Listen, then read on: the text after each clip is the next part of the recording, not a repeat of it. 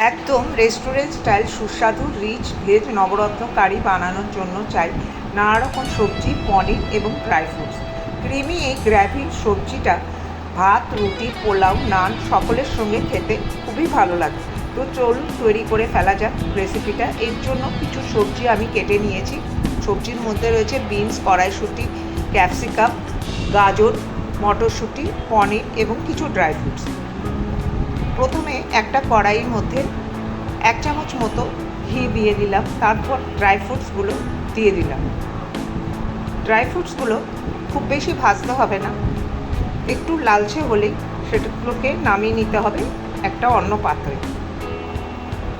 দেখুন এখানে কিচমিচগুলো আগেই হয়ে গেছে, তাই ড্রাই ফ্রুটসগুলো একটু ভাজা হতেই আমি তুলে নিলাম। এবার ওই কড়াইটার মধ্যে সামান্য একটু আরও তেল দিয়ে তার মধ্যে দিয়ে দিলাম লবঙ্গ, দারচিনি এবং ছোটো এলাচ। সবগুলো ভাজা হলে তার থেকে যখন সুগন্ধ বেরোতে শুরু করবে, তার মধ্যে বড় করে কেটে রাখা পেঁয়াজ দিয়ে দিলাম, কতগুলো রসুনের কোয়া, 2টো কাঁচা লঙ্কা এবং 1 ইঞ্চি মতো আদা ছোটো ছোটো করে কেটে দিয়ে দিলাম। আর দিলাম কাজু বাদাম এবং মেলন সিডস। সবগুলো দিয়ে ভালো করে নেড়ে চেড়ে নিলাম। তারপর কেটে রাখা 2টো টমেটো মিডিয়াম সাইজের, ওগুলো দিয়ে দিলাম।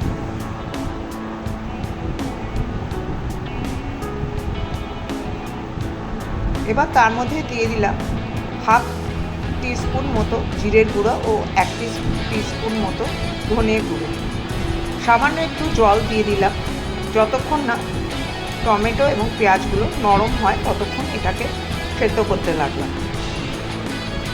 টমেটো এবং পেঁয়াজগুলো নরম হয়ে গেলে সেটাকে একটা পাত্রে রেখে দিলাম ঠান্ডা হওয়ার জন্য। যতক্ষণ এটা ঠান্ডা হচ্ছে ততক্ষণ কড়াইয়ের মধ্যে আরেকটু তেল নিয়ে নিলাম। তারপরে কেটে রাখা পনিরগুলো ওর মধ্যে দিয়ে দিলাম। দিয়ে দিলাম স্বাদের জন্য একটু লবণ এবং চিনি।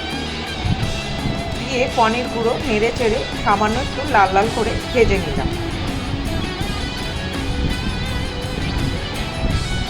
পনিরগুলো ভাজা হয়ে গেলে সেগুলো একটা অন্য পাত্রে তুলে নিলাম।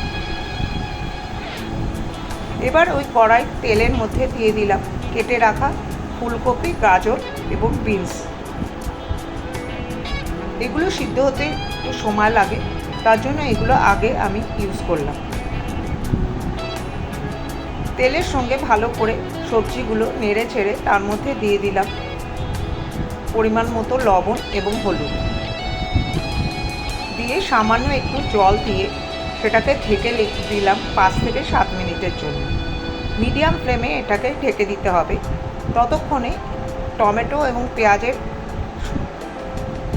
পেস্টটা তৈরি করে নেব। ঠান্ডা হয়ে গেছে, এটাকে গ্রাইন্ডার জারে গুলে ভালো করে ছেঁকে নেব। ছেঁকে নেওয়ার ফলে গ্রেভিটা মখমলের মতো স্মুথ হবে।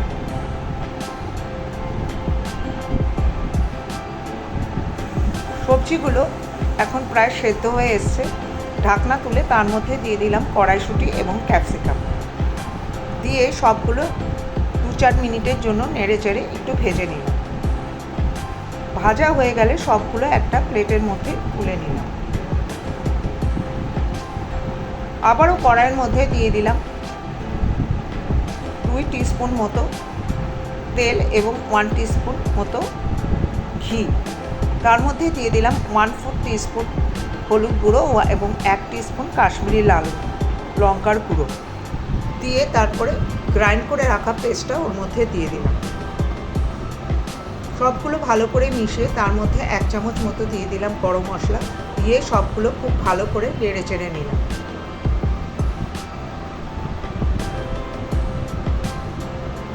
সামান্য পরিমাণ মতো দিয়ে দিলাম দই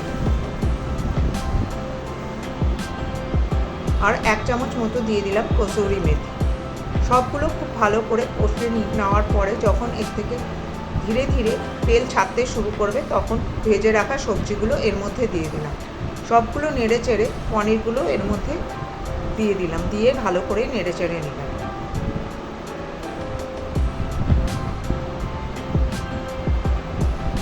লাস্টে দিয়ে দিলাম ভেজে রাখা ড্রাই ফ্রুটসগুলো।